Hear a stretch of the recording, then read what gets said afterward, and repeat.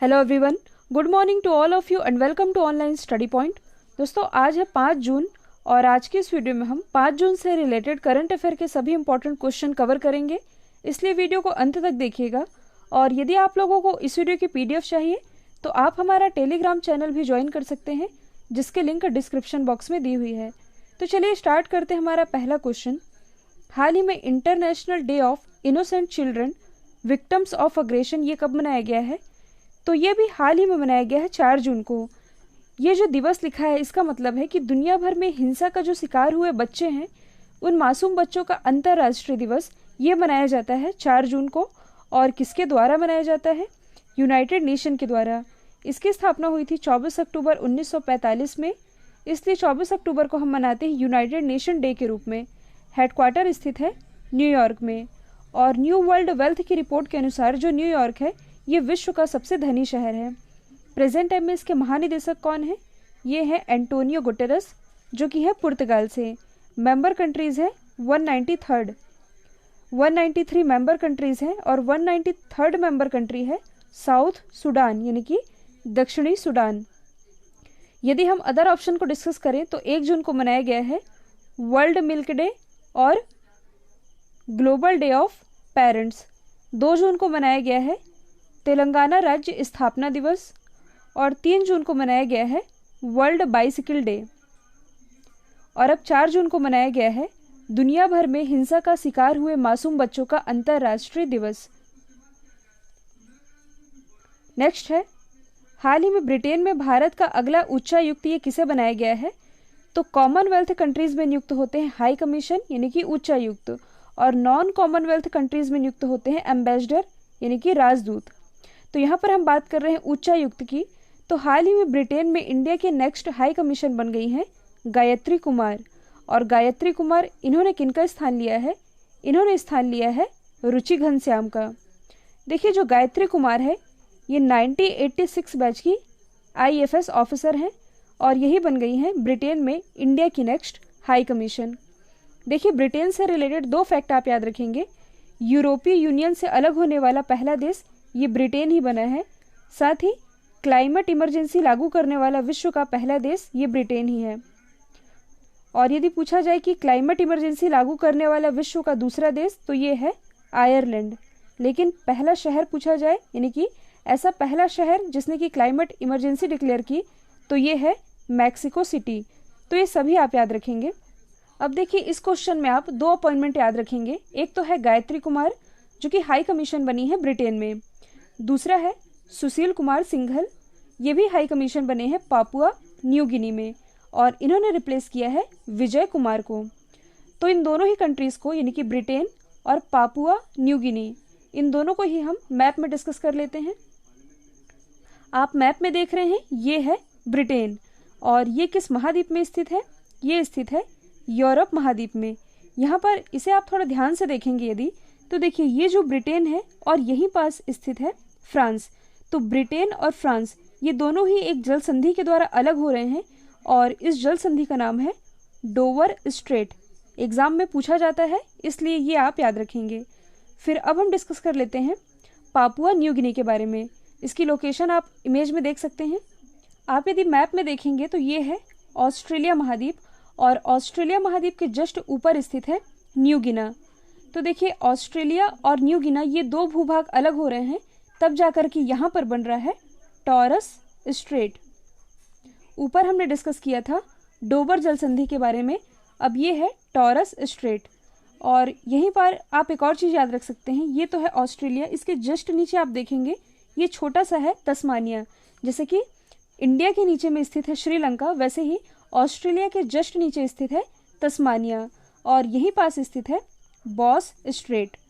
तो इन 2 क्वेश्चन के थ्रू हमने 3 स्ट्रेट डिस्कस कर लिए हैं, डोवर स्ट्रेट, बॉस स्ट्रेट और टॉरस स्ट्रेट। ये सभी आप याद रखेंगे क्योंकि एग्जाम के पॉइंट ऑफ व्यू से इंपॉर्टेंट है। नेक्स्ट है, हाल ही में कुवैत में भारत के अगले राजदूत के रूप में किसे नियुक्त किया गया है? तो पिछले क्वेश्चन में हमने डिस्कस किया था हाई कमीशन के बारे में, अब हम डिस्कस कर लेते हैं एम्बेसडर के बारे में। तो कुवैत में इंडिया के नेक्स्ट एम्बेसडर बने हैं सीबी जॉर्ज, और सीबी जॉर्ज इन्होंने किनका स्थान लिया है? तो इन्होंने रिप्लेस किया है के जीवा सागर को। तो देखिए जो सीबी जॉर्ज हैं ये 1993 बैच के आईएफएस ऑफिसर हैं और ये वर्तमान में स्विट्ज़रलैंड में इंडिया के एम्बेसडर हैं और ये जल्द ही अब कुवैत में इंडिया के नेक्स्ट एम्बेसडर के रूप में कार्यभार संभालेंगे। कुवैत की यदि हम बात करें तो यहाँ की कैपिटल क्या है? Kuwait city. हम इसे मैप के थ्रू भी डिस्कस करेंगे। और यहाँ की करेंसी है कुवैती दिनार। और कल मैंने आप लोगों को बताया था कि फिनलैंड में इंडिया के नेक्स्ट एम्बेसडर ये बने हैं रवीश कुमार और इन्होंने रिप्लेस किया था वानी राव को। तो अब हम मैप में देख लेते हैं कुवैत की लोकेशन। तो मैप में आप देख सकते हैं कुवैत की लोकेशन ये किस महाद्वीप में स्थित है? तो ये स्थित है एशिया महाद्वीप में। ये है अपना एशिया, ये है यूरोप, यहाँ पर स्थित है अफ्रीका महाद्वीप। अभी हमने डिस्कस किया था ऑस्ट्रेलिया के बारे में, नॉर्थ अमेरिका और साउथ अमेरिका। तो कुवैत स्थित है एशिया महाद्वीप में, जो कि विश्व का सबसे बड़ा महाद्वीप है। नेक्स्ट है, हाल ही में बाफ्टा के नए अध्यक्ष कौन बने हैं? तो ये भी हाल ही में बन गए हैं कृष्णेंदु मजुमदार। और इन्होंने किनका स्थान लिया है? तो इन्होंने रिप्लेस किया है पिप्पा हैरिस को। तो जो पिप्पा हैरिस हैं, जो कि अब बन जाएंगे बाफ्टा के डिप्टी चेयरपर्सन और अध्यक्ष बन गए हैं कृष्णेंदु मजुमदार। देखिए इनका नाम क्यों इम्पोर्टेंट है? क्योंकि ये पहले ऐसे अश्वेत व्यक्ति हैं जिन्हें बाफ्टा के 73 साल के इतिहास में अध्यक्ष चुना गया है। पहले अश्वेत व्यक्ति कृष्णेंदु मजुमदार। अब हम डिस्कस कर लेते हैं बाफ्टा के बारे में। तो यहाँ पर इसकी फुल फॉर्म बनती है British academy of film and television arts.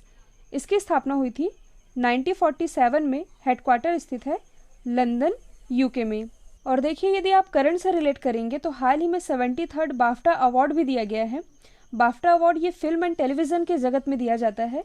और 73rd बाफ्टा अवार्ड में बेस्ट फिल्म का अवार्ड किसने जीता था?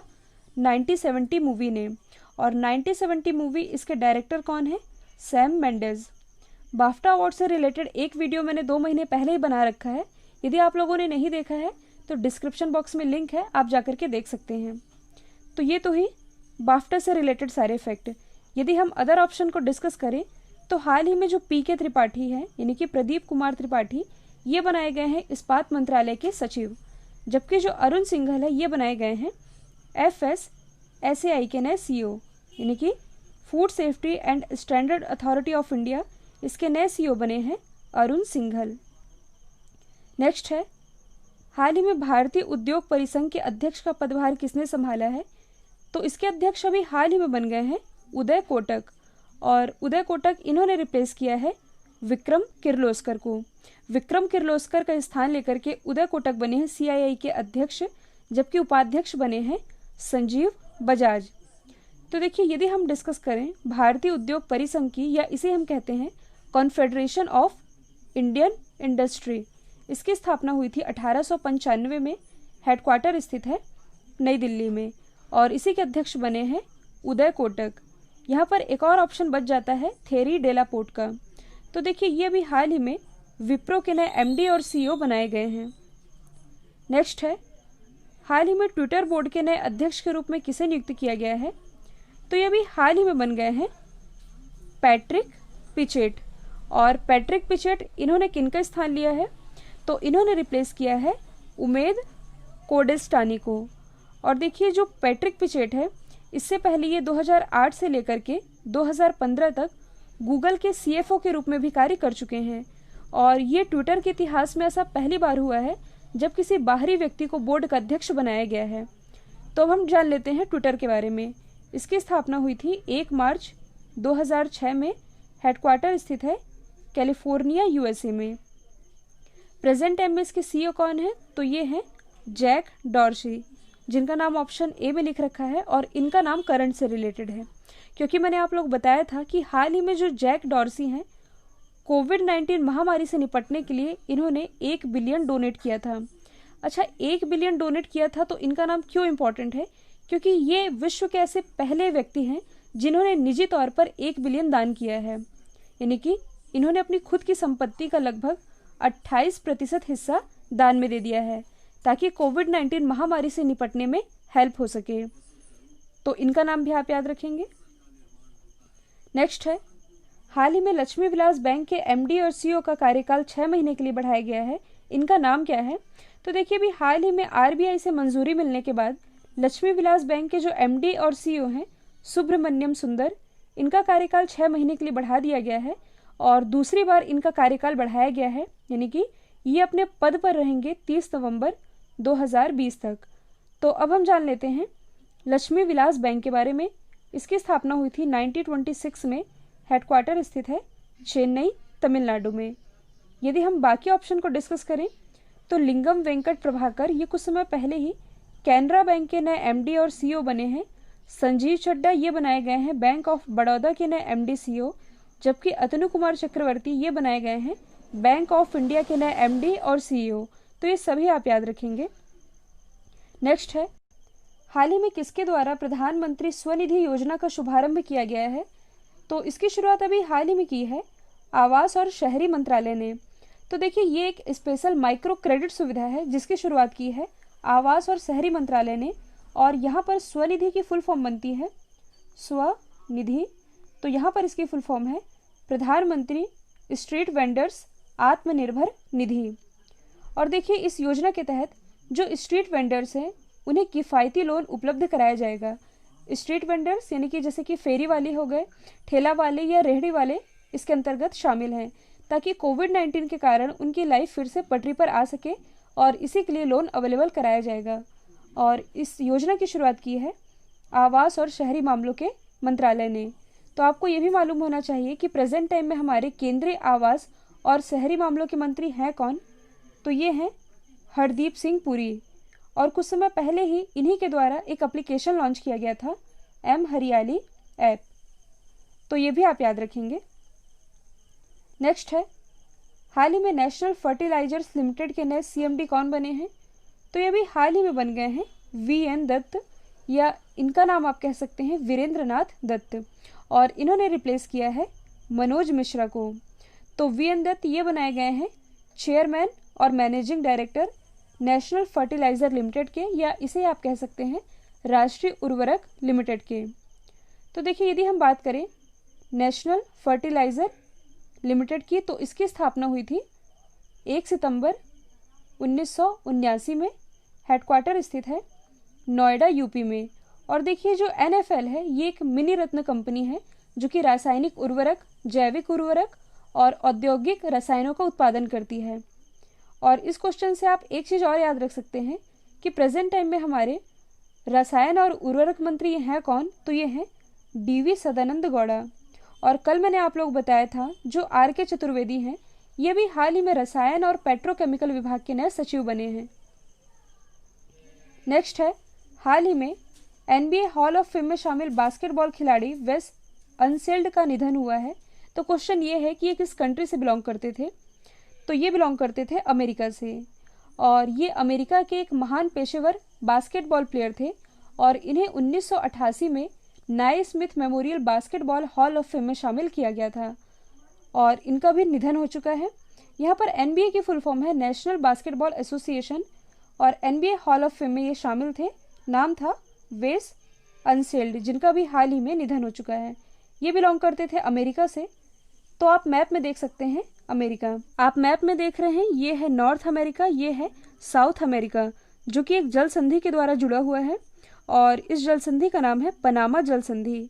आप इस वर्ल्ड मैप को सीधे देख रहे हैं। यदि आप ग्लोब में देखेंगे तो इसे आप फोल्ड करके यदि देखें तो ये है यूरोप महाद्वीप, और ये जो आप देख रहे हैं अलास्का।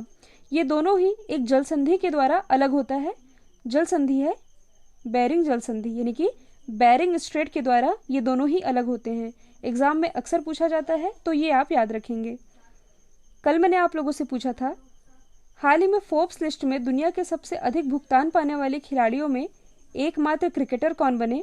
तो इसका राइट आंसर था विराट कोहली। अब आप लोगों के लिए आज का सवाल है, हाल ही में भारतीय कुश्ती महासंघ यानी कि रेसलिंग फेडरेशन ऑफ इंडिया ने किस खिलाड़ी का नाम खेल रत्न पुरस्कार के लिए भेजा है? तो इसका आंसर कमेंट बॉक्स में दीजिएगा, और इस वीडियो को एटलीस्ट 2 स्टडी रिलेटेड ग्रुप में शेयर जरूर करिएगा। तो आज आप लोगों को 2 ग्रुप में शेयर करना है। वीडियो खत्म होने के बाद इस वीडियो को शेयर जरूर करिएगा। तो आज के लिए इतना ही। Thank you so much.